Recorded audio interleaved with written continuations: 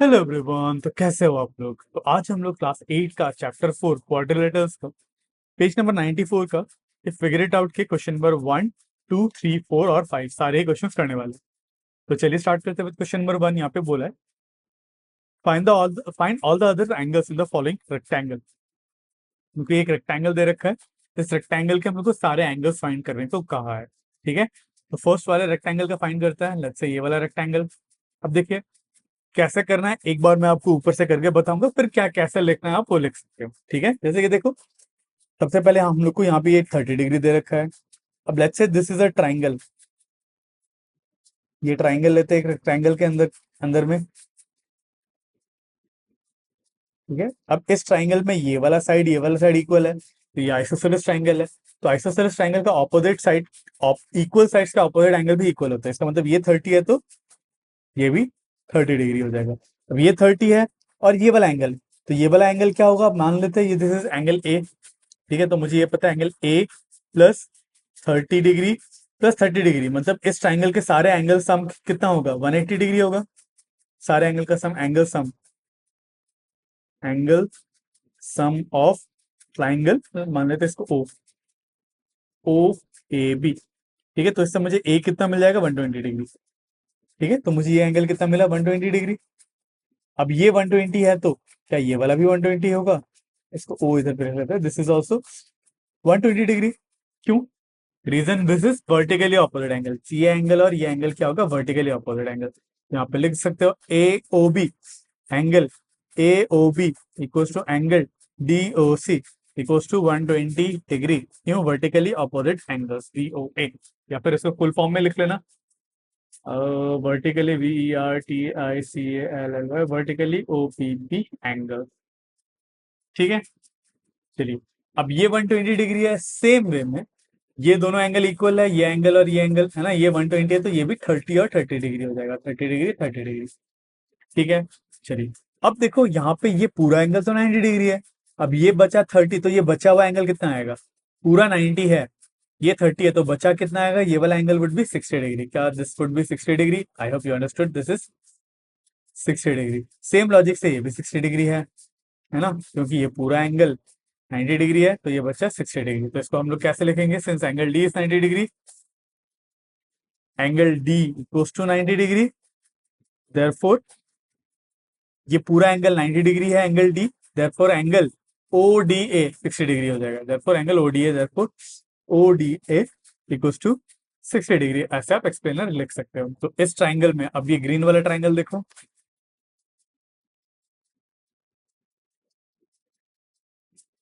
अब इस ग्रीन वाले ट्राइंगल में ये 60 है, ये 60 है, तो ये बचा क्या? ये भी 60 डिग्री बचेगा एंगल सम प्रॉपर्टी से। अब ये 60 है तो क्या ये भी 60 रहेगा? बिल्कुल, वर्टिकली ऑपोजिट एंगल्स। अब फिर से अब ये वाला ट्राइंगल में,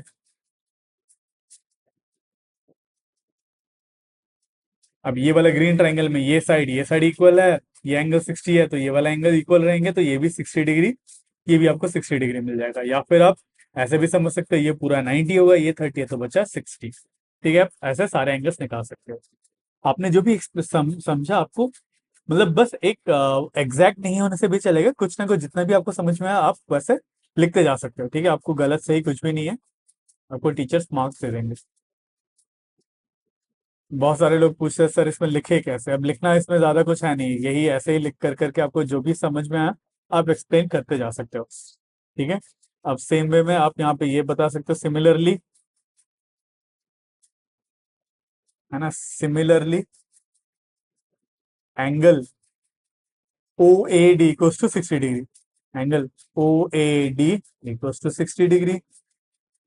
ठीक है, फिर angle D O A equals to angle C O B, angle D O equals to C O B, angle D O A equals to angle C O B. क्यों? Vertically opposite angles. ठीक है, पूरा लिख लेना, vertically opposite angles. So therefore angle this O C B equals to 60 degree, therefore angle O C B equals to 60 degree, and angle, ये वाला भी angle 60 degree हो जाएगा, angle C B O, angle C B O is also 60 degree. ठीक है, चलिए अब करते हैं ये वाला ट्रायंगल। अब इस वाले ट्रायंगल में मैं लिख के नहीं दिखाऊंगा, बस फाइनली आपको सीधा आंसर दिखा दूंगा, ठीक है। देखो ये 110 डिग्री है तो ये भी 110 डिग्री होगा, क्यों, वर्टिकली ऑपोजिट एंगल्स, ठीक है। ठीक है, अब देखो अगर ये 110 है तो ये वाला एंगल, मान लो ये वाला अगर एंगल ए है तो क्या ये भी ए हो जाएगा, क्यों, क्योंकि ये वाला आइसोसेलेस ट्रायंगल है।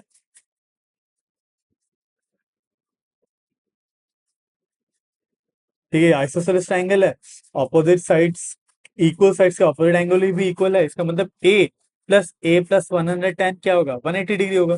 तो ए प्लस 110 इक्वल्स टू 180 डिग्री, इसका मतलब 2a इक्वल्स टू 110 उधर पे चला गया तो -70 हो गया ये, तो ए आ जाएगा 35 डिग्री। तुम लोग को ये मिल जाएगा ए 35 डिग्री, तो ये भी 35 डिग्री है।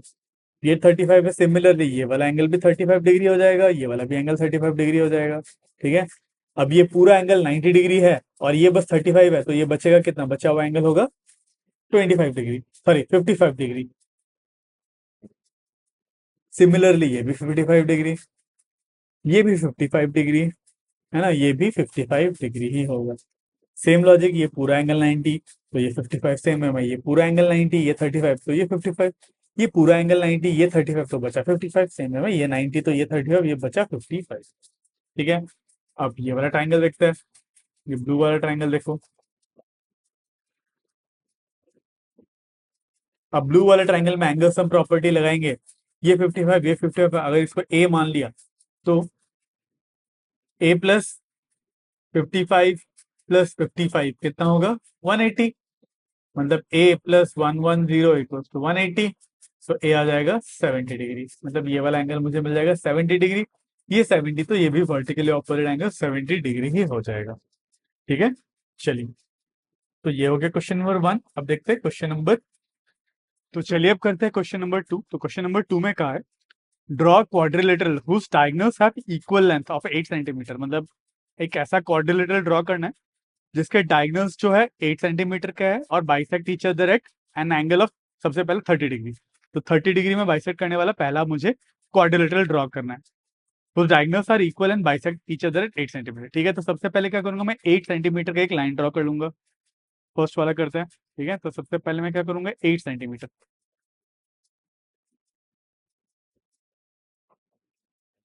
ठीक है। अब इसका मिड पॉइंट भी ले लेते हैं, क्योंकि बाइसेक्ट बोला है तो this is my mid point, है ना।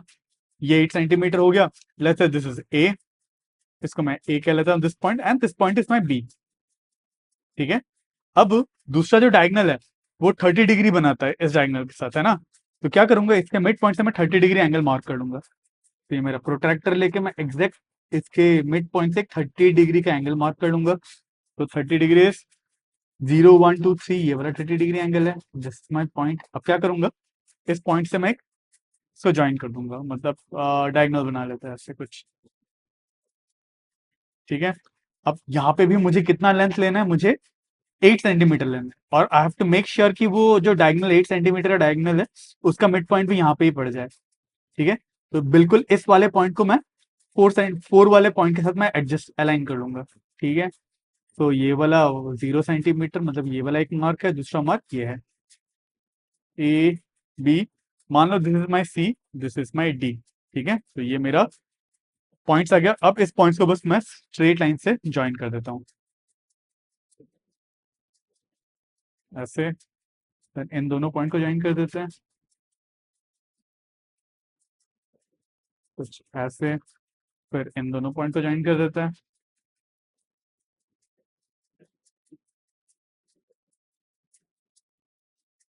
ऐसे, और ये वाले सी और बी को भी ज्वाइन कर देते हैं,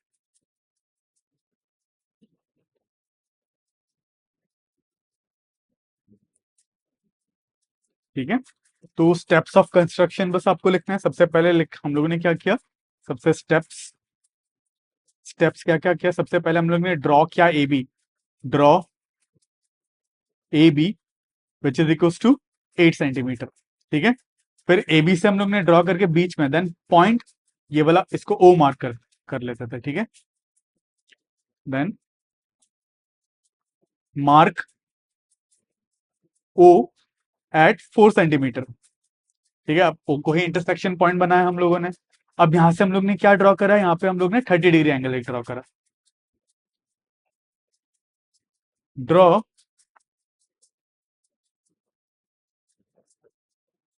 angle COA equals to 30 degree. ठीक है, हम लोग ने COA 30 डिग्री ड्रॉ करा। उसके बाद प्लॉट CND, फोर्थ पॉइंट में हम लोग ने ड्रॉ द लाइन,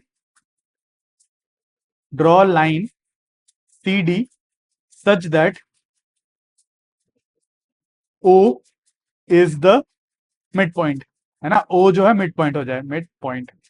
ठीक है, तो ऐसे मुझे चारों पॉइंट मिल गया। फिर फिफ्थ स्टेप में हम लोगों ने क्या करा, join ACDB, join all the points ACDB। ठीक है, तो ये हमारा क्वाड्रिलेटरल बन के रेडी हो गया। चलिए अब करते हैं सेकंड वाला, that is 40 degree angle. Same काम है। सबसे पहले क्या करेंगे, एक स्ट्रेट लाइन बनाएंगे 8 सेंटीमीटर का।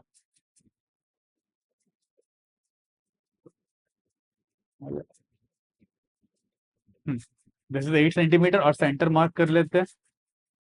इसको फिर से इस बार PQ लिख लेते हैं, let's say this is PQ and इस सेंटर को O मान लेते हैं। अब O से मैं कितना एंगल मार्क करूंगा, O से मैं 40 डिग्री एंगल ड्रॉ करूंगा। O को यहाँ पे प्लेस करूंगा एंड यहाँ से मैं 40 डिग्री एंगल मार्क करूंगा। तो ऐसा साइड हो गया। ठीक है, तो 40 डिग्री एंगल मेरा कहीं यहाँ पे बनता है। अब क्या करूंगा, ये 40 डिग्री एंगल को मैं ज्वाइन कर दूंगा।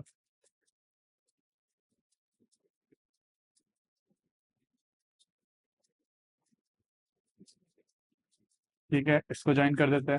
अब मुझे इसमें से 8 सेंटीमीटर कट करना है ताकि 4 सेंटीमीटर एग्जैक्ट बीच में आ जाए।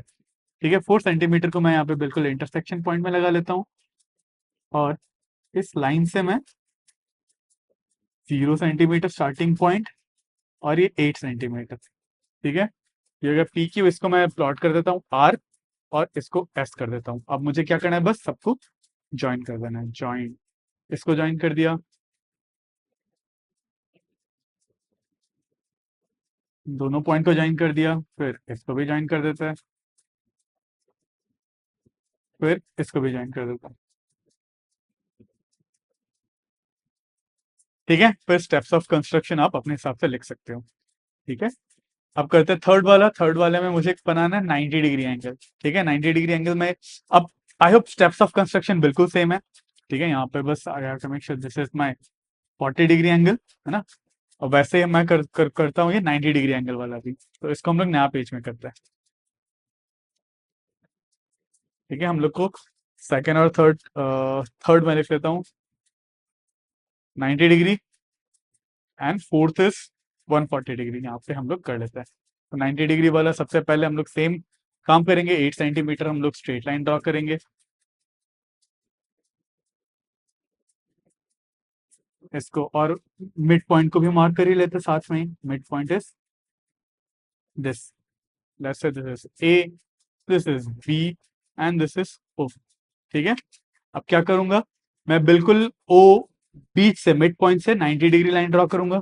90 डिग्री का पॉइंट कहाँ पे लाई करेगा देखते हैं, this is my centre, centre, ये वाला 90 डिग्री लाइन है। क्या करूंगा, मैं इधर से इसको स्ट्रेट लाइन से इसको मैं ज्वाइन कर दूंगा।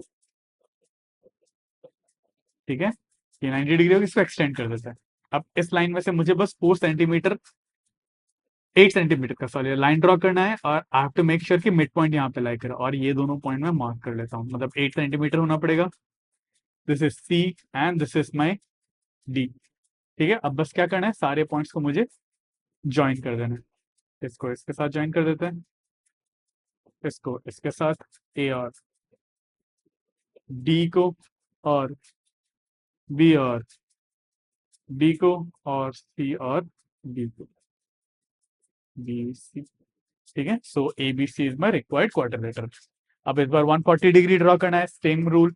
सबसे पहले एक 8 सेंटीमीटर का लाइन ड्रॉ करते हैं। ठीक है, सेंटर को भी प्लॉट कर लेता हूँ। ठीक है, लेट्स से इसको इस बार M लिखता है, इस बार N लिखता है, सेंटर को O ही लिखता है। ठीक है, अब मुझे कितना एंगल बनाना है, 140 डिग्री। प्रोट्रैक्टर को यहाँ पे रखता हूँ और 140 डिग्री एंगल मार्क करता हूँ, यहाँ से 0 से लेके मान लो 140 degree, this is my 140 degree. ठीक है, अब इन दोनों को मैं ज्वाइन करता हूँ, लाइन ड्रॉ करता है। ठीक है, तो सेंटर से पास एक्जैक्टली नहीं हो पाया, चलो ठीक है, काफी है। अब क्या करूंगा मैं, फिर से 8 सेंटीमीटर का लाइन मार्क यहाँ पे ड्रॉ करूंगा सच दैट 4 सेंटीमीटर इधर पे बीच पे आ जाए। दिस इज माई 4 सेंटीमीटर, ठीक है, एंड 8 सेंटीमीटर यहाँ कहीं पे है, और 0 सेंटीमीटर यहाँ कहीं पे, ठीक है। अब क्या करूंगा, इसको पी क्यू लिख लेते हैं, ठीक है। चलो पी पी सारे पॉइंट्स को ज्वाइन कर देते हैं, एम और पी को ज्वाइन कर देते हैं, फिर क्यू और एम को ज्वाइन करते हैं, फिर एन और पी को ज्वाइन करते हैं, और क्यू और एन को भी ज्वाइन कर देते हैं, ठीक है। So this is my required quadrilateral. So ये क्वाड्रिलेटरल नहीं, ये रेक्टेंगल भी बन जाता है क्योंकि ये डायगोनल बाइसेक्ट कर रहे हैं, है ना, और डायगोनल इक्वल है सारे 8 सेंटीमीटर के। सेम वे में सारे में ही आपको स्टेप्स ऑफ कंस्ट्रक्शन कुछ ऐसे ही लिखना है। एक का मैंने लिख के दिखा दिया आपको, बस स्टेप्स ऑफ कंस्ट्रक्शन बाकी में सिमिलरली लिखना है। बस यहाँ पे जो भी एंगल यूज करें, यहाँ पे 40 डिग्री यूज करते हैं 40 डिग्री लिखना है, यहाँ पे 90 डिग्री यूज करते हैं यहाँ पे 90 डिग्री, और नेमिंग अकॉर्डिंगली करना है, ठीक है। चलिए चलिए, तो अब देखते हैं क्वेश्चन नंबर 3। तो क्वेश्चन नंबर 3 में बोला है consider a circle with centre O. सबसे पहले एक सर्कल मुझे लेना है with centre O. Let's say this is my circle, इस तरह से बनाते हैं विद सेंटर ओ, इसका सेंटर है ओ, ठीक है। फिर क्या बोला, line segment P L and A M are two perpendicular diameter. P L और एम क्या है, तो दो परपेंडिकुलर डायमीटर्स है, ठीक है। क्या है, दो परपेंडिकुलर डायमीटर, एक ये हो गया,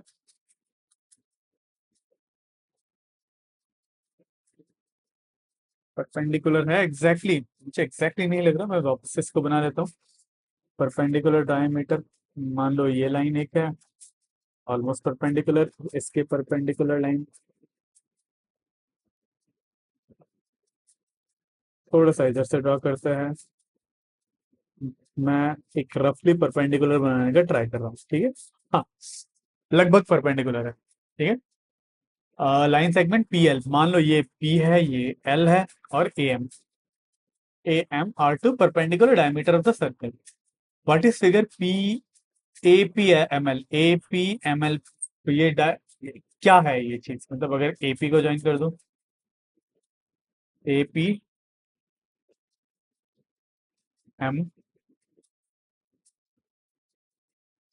एल, ये फिगर क्या है आपको पूछा। सबसे पहले मुझे ये तो पता है ये क्वाड्रिलेटरल है, ठीक है, दिस इज अ क्वाड्रिलेटरल, ठीक है। और कोई आपको स्पेशल टाइप ऑफ क्वाड्रिलेटरल दिख रहा है क्या। अब देखो, सबसे पहली बात तो ये क्वाड्रिलेटरल क्यों है, क्योंकि इसके डायगोनल्स इक्वल है ना। सबसे पहले सिंस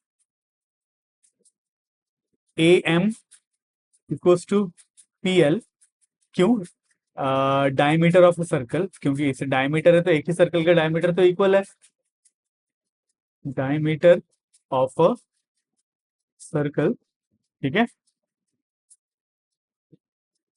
एंड अब मान लो दिस इज ओ, ठीक है, and A O equals to M O, also P O equals to L O, P O equals to L O. ये क्यों है, ये क्या है, रेडियस, रेडियस ऑफ सर्कल, ये भी इक्वल है, तो इसका मतलब क्या हुआ, therefore A P M L is a rectangle.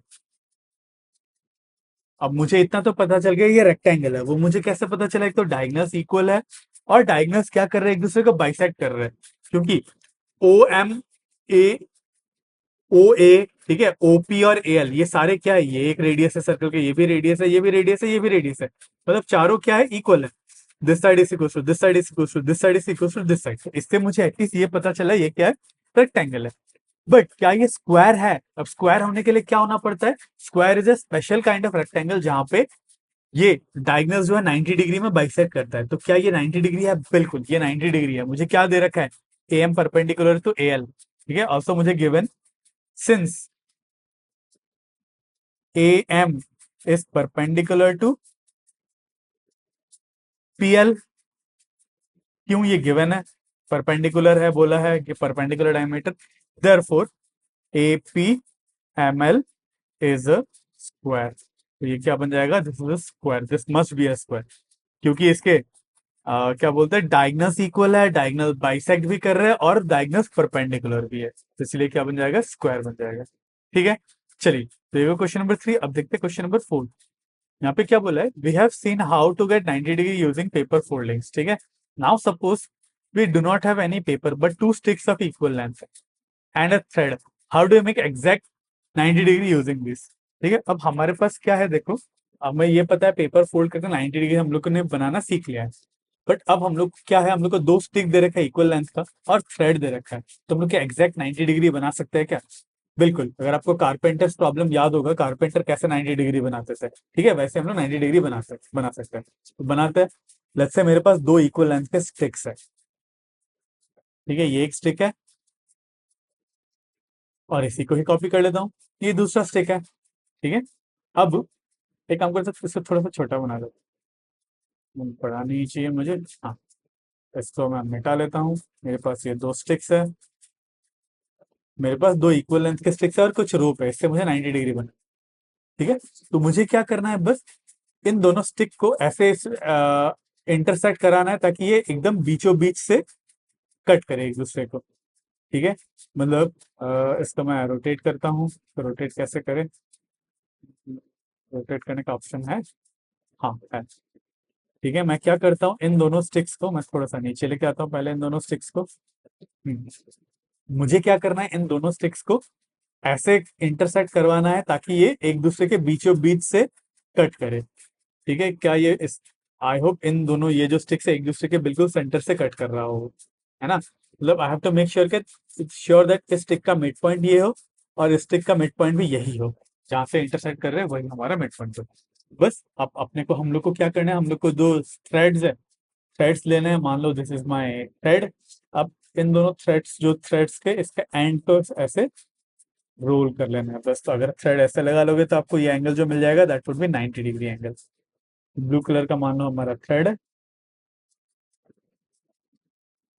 ठीक है, अगर इस कोने से कॉर्नर से आप लगा लोगे तो आपको ये वाला जो एंगल मिल जाएगा, दिस वुड बी 90 डिग्री। तो आप ऐसे भी 90 डिग्री क्रिएट कर सकते हो। This is exactly how carpenters make 90 degree.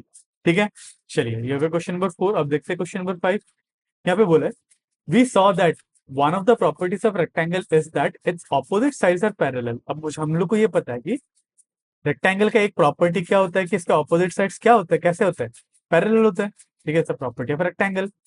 मान लो दिस इज अ रेक्टेंगल, तो ये साइड इसके पैरेलल है और ये साइड इसके पैरेलल है।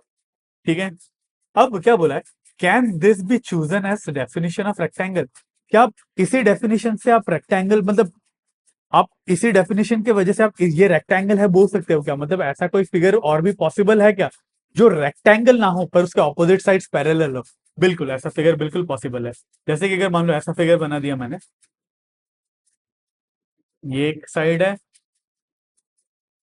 ये एक साइड है, दोनों में पैरेलल तो है, और ये साइड है और ये भी साइड है, ये दोनों भी क्या है, आपस में पैरेलल है। मतलब ये साइड के पैरेलल है और ये साइड पैरेलल है। But this is not rectangle, है ना, इसीलिए हम लोग ये डेफिनेशन यूज नहीं कर सकते। Can this be chosen as the definition for rectangle? In other words, is every quadrilateral that has opposite sides parallel and equal are rectangle? जरूरी नहीं है।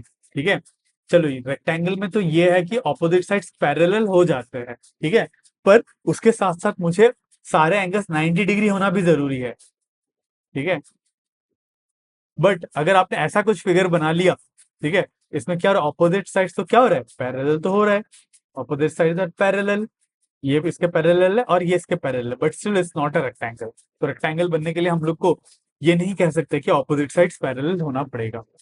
ठीक है, तो रेक्टेंगल बनने के लिए या तो आप कह सकते हो चारों एंगल्स 90 डिग्री होना पड़ेगा, इससे ये पक्का रेक्टेंगल ही होगा, और या फिर डायगोनल्स इक्वल हो और बाइसेक्ट करता हो एक दूसरे के साथ। ये दो डेफिनेशन है रेक्टेंगल के। ठीक है, पहला डेफिनेशन है करेक्ट डेफिनेशन जिससे आप रेक्टेंगल बता पा सकते हो, ऑल एंगल्स आर